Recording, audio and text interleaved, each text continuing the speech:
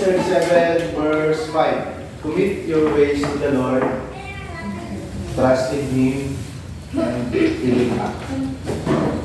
37 verse 4. So ayun yun yung i-share ko sa inyo ngayon. Commit. Once na sinabi natin commit, ang pagkakaunawa natin sa commit. Commit nyo, commit nyo.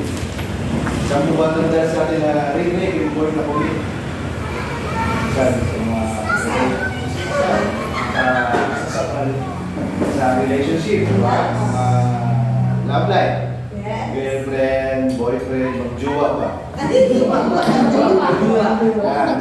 Commit, diba? Eh, mag-asawa, diba?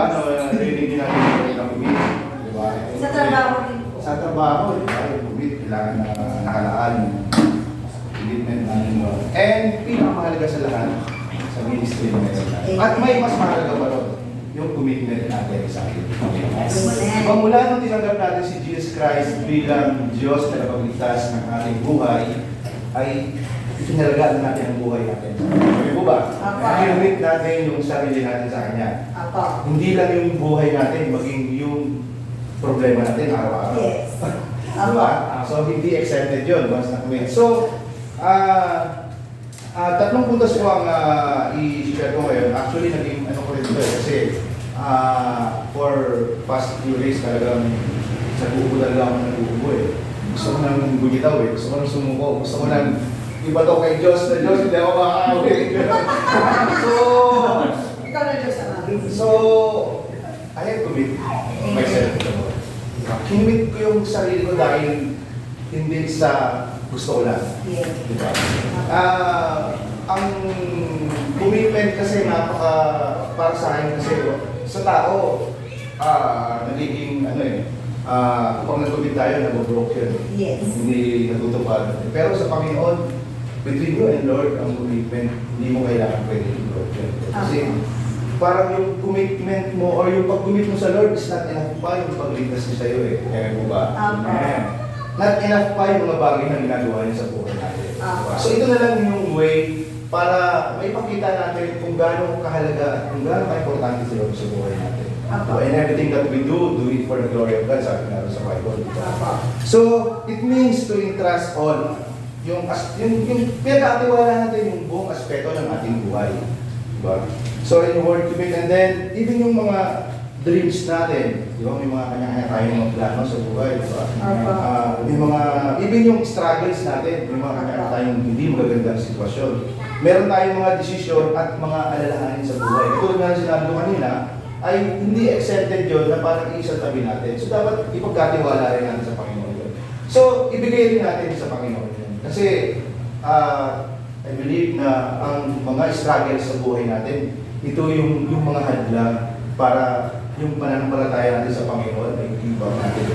Diba? Pero ang sabi ng Panginoon ay sabi sa Bible, I will never leave you nor forsake you. Diba? Hindi kita iiwanan, hindi bababayaan. Pangako ng Panginoon yun. At kailanman ang pangako ng Panginoon ay hindi napako. Amen. Amen. So, giving Him authority giving Him authority in our daily lives means we are powerless. Kaya nga sabi sa mga kanina, sa bawat araw ng buhay natin, dapat yung authority ng Panginoon ay laging nandoon. Minsan mas nananaig pa yung authority natin kaysa sa Panginoon, di ba? Kaya po ba ron? O madalas, minsan yung pagising pa lang natin sa umaga, di ba? Ay struggle na yun, di ba? Yung magdidesisyon ka na, mag-pray ba ako o mag-nunod na ako ng TV? Mag-pray ba ako o mag-Facebook muna ako? Diba? Yung pagising pa natin sa umaga, di ba? Although na we thank you Lord dahil sa panibagong araw, panibagong umaga, may panibagong lakas. Pero hindi enough yung pagsabi natin ng thank you sa Panginoon. Diba? Hindi enough yung pagising natin sa umaga na, Lord, thank you. And then Facebook, TV, and then, di ba? Ako sa barko talagang yung oras namin ay masyadong limited. Kumbaga, every single minute ng aming buhay sa barko ay napakahalaga. Kasi sa barko kasi merong pagdating sa oras, pressure. Kasi meron kasi kami ito kung ano yung oras ng pasok mo, yun yung oras ng pasok mo. At Pagising ko lang sa umaga, ako especially yung naglalaan mo ng pagising sa umaga is 30 minutes is not enough. So, prepare mo yung sarili mo. Although hindi mo malayo yung lakad natin, doon lang. Pero talagang may time na nalilate pa rin kami. Kasi minsan mas masarap matulog. So, minsan sa kakadali, parang 20 minutes na lang before your check-in sa trabaho. Parang pagising mo ba, balik ko lang konti, and then pasok sa trabaho. Hindi naman lang ako nakapagpasalamat sa Panginoon. Hindi man lang ako nakapag-pray na. Di ba? So, paano kaya kung hindi ako magising? Di ba? Ganun na lang. Sitwasyon. Kahit sabihin natin, hindi nangyayari sa atin, pero nangyayari sa iba. Di ba? So, dapat every gising is a blessing. Amen. And then, every gising, dapat ano kagawin yung pasasalamat natin. Kasi, we are committed sa Panginoon. Di ba? Ano yung commitment natin? Hindi lang sa mga bagay na ginagawa natin para sa Panginoon. Hindi lang sa bagay na ministry na meron tayo. Di ba? Even yung commitment natin sa Panginoon sa araw-araw ng buhay natin. Amen po ba? Amen. So, ayun nga, powerless. So, we are powerless, di ba? Wala tayo kung wala ang Panginoon sa buhay natin. Baka siguro kung hindi tayo nakakilala sa Panginoon, nasaan kaya tayo? Malamang itong oras na ito, baka nasa computer, naglalaro, sa kanto, smoke, diba? Pero praise God, no? Dahil kasi natagpuan natin ang ating Panginoon, di ba? Praise God dahil kasi nakilala natin si Lord, di ba? Praise God dahil kasi kahit marami tayo, especially sa mga estudyante, sa inyong mga estudyante, di ba? May mga kanya-kanya rin kayo mga struggle. Hindi lang naman sa mga magulang natin eh. Hindi lang sa aming mga dati at tatay. Di ba? Sa inyo rin, di ba? Marami kayo. Patulad nga sinabi ngayon sa school, dito sa school, nai-stress kayo, di ba? Kapag merong mga assignment, merong mga kanina, schedule, di ba? Kasi parang yung gusto mong talagang ngayon ka sa Panginoon, pero nagiging lang sa school mo, di ba? Hindi mo naman siya pwedeng i-value dahil kasi, ay, unahin mo si Lord dahil kasi seeking first the kingdom of God and then how's your ano naman, yung school naman, di ba? Parang, so it will be balanced din. Pero, ang nakakatawa ron, si Lord, hindi nalilimitahan. So, ang nakakatawa kay Lord, tumikilos siya kapag dinidesire ng heart natin, di ba? So, ayun, so the word of commit, even we are powerless, excuse me, and totally dependent on Him. Di ba? Sa tutusin sa sarili natin lakas, hindi natin kaya gawin mga bagay na ito. Ewan ko ba? Yung ginagawa natin, Diyos may sarapan ng tubig. Bigyan na tubig Kuya Jay. Ano po?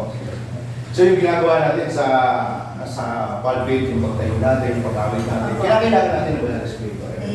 Kailangan natin ng guided, we are guided by the Holy Spirit, and kailangan yung puso natin ay maayos. Dahil kasi kung sa sariling galing lang natin, parang para sa akin is parang isang latang email lang na walang naman. Diba? Like yung kumaga tayo, mahanga tayo sa mga musician sa labas. Diba? Ang gagaling nila, diba? Ang daming mahanga sila. Pero sino yung pinagsiserve ba nila? Pero sino yung pinaglilingkuran nila? Diba? Parang nai-impress lang yung tao para sa kanila. Pero tayo ang audience naman natin, si Lord, eh, po ba? Kaya, binibigay natin yung best natin sa ating Panginoon. Dahil kasi si Lord na dapat na dapat pasalamatan, siyang patuloy na i-bless sa bawat isa. Kaya nalalaman lang talaga sa talent na meron tayo, ay binabalik natin sa ating Panginoon. Amen po. Amen. Excuse me, makatake na naman siya. In Jesus' name. Okay, so number 2, trust in Him. So, having faith with God, sabi mo sa Proverbs 3:5, trust in the Lord with all your heart and do not lean with your own understanding. So, ibig sabihin trust in the Lord with all your heart. So, ano ibig sabihin ng all? May iba pa ba siyang ibig sabihin pag sinabi all? May iba pa ba siyang meaning? Di ba? All. So, ibig sabihin lahat-lahat. Di ba? So, kapag nagtiwala tayo sa Lord, buong-buo na, hindi yung half-hearted. Yung kalating, Lord, yung pagtitiwala ko ay kalating puso lang at pagtitiwala ko ay sa kitaan na, di ba? So, ibig sabihin ng all eh. Sabi ng Bible, trust in the Lord with all your heart. So, hindi pwede 99%. So, di ba? Kailangan 100%, di ba? So, lahat po ba tayo nagtitiwala sa ating Panginoon? Amen! So, di ba? So, yun, trust in the Lord. Minsan, nawawalan tayo ng pag-asa eh. Minsan yung Lord, I love you, and then I will trust in you, di ba? With all my heart. Pero pag dumating na yung mga pagsulong sa buhay, So parang nagiging, ano na yung nagwiwigi na tayo, yung parang nag-aalala na tayo, Lord, natitiwala mo pa ako. Natitiwala ako, Lord, pero kalahati lang muna. Itong kalahating to ay gagawa ko sa sarili kong papamaraanan kung paano ko sususunan yung problema ko ng sitwasyon na meron ako. Diba, minsan gano'n tayo, di ba? Ako lang. Excuse me. So, minsan mawawala tayo ng pagkasa, and then minsan yung trust din natin mawawala talaga sa Lord, di ba? Pero si Lord talagang super-duper napakabait. Diba? Kahit yung mga bagay sa mga salita niya ay hindi natin nagagawa ng buong puso, pero andun pa rin ang pag-ibig ng Panginoon sa atin. Andun pa rin yung biyaya niya sa bawat isa sa atin. Kaya nga, si Lord, lagi kong sinasabi talaga to, si Lord, laging may invitasyon sa bawat isa sa atin. Come unto me, diba? Call to me, diba?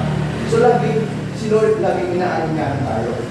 Diba? Nasa sa atin lang kung paano tayo lalapit sa ating Panginoon. Diba? Minsan, kaya nga kapag ang puso natin ay parang hindi buo sa Panginoon, diba? Minsan, hindi na tayo malapit sa Panginoon. Minsan, gumagawa na tayo sa sarili natin ng Panginoon. Minsan, hindi na natin kinukonsulta si Lord. Lord, tama po ito natin. Like si David, no? Isang napakagandang halimbawa, yung buhay ni David, diba?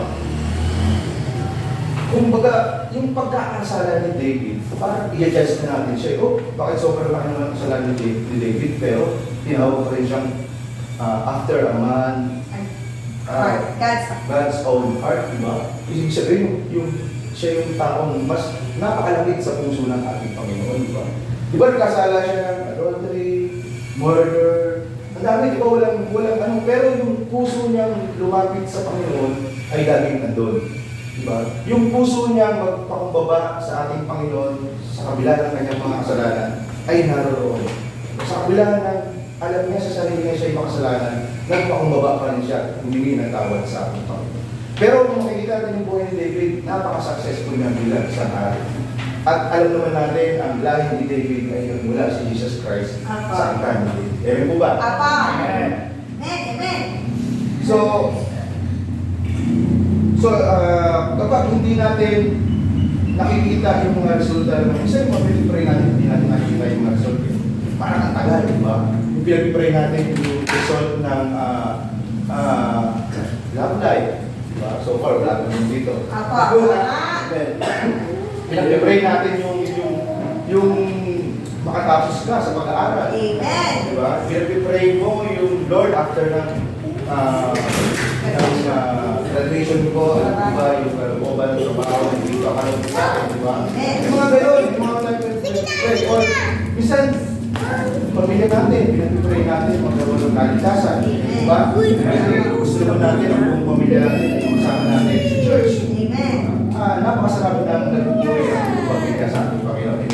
I'm sure ang bawat isa sa atin, gano'n yung mga dinanais ng mga prayer natin. Kaya nga, instead na ma-stress, ma-anxiety, mag-worry, mas piliin natin magtiwala sa Panginoon. Amen po ba? Amen. So, pangatlo po, He will act. So, ito po yung pangako ng ating Panginoon.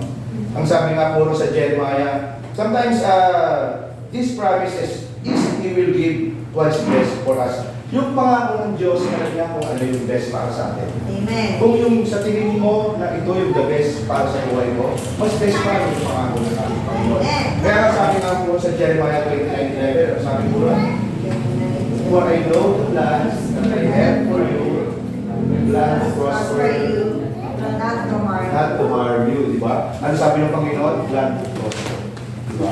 So prosperity, most of the business prosperity. So di ba, ibig sabihin, ang sinasabi niya doon, ang plano ng Diyos ay maganda sa bawat isa sa atin. Ako, since na umalis ako sa Dubai ng trabaho ako, hindi ko alam kung ano yung magiging kahihinatnan ng buhay ko kapag nandito na sa Pilipinas.